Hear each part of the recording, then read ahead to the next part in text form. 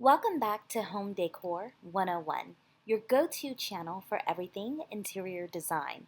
If you're new here, make sure to hit that subscribe button and ring the bell so you never miss out on one of our latest tips and tricks for making your home beautiful. So the black and white color palette, in my opinion, is just one of the most classic and timeless looks that you can really have in your home. But just because it's timeless and classic does not mean that it has to be boring.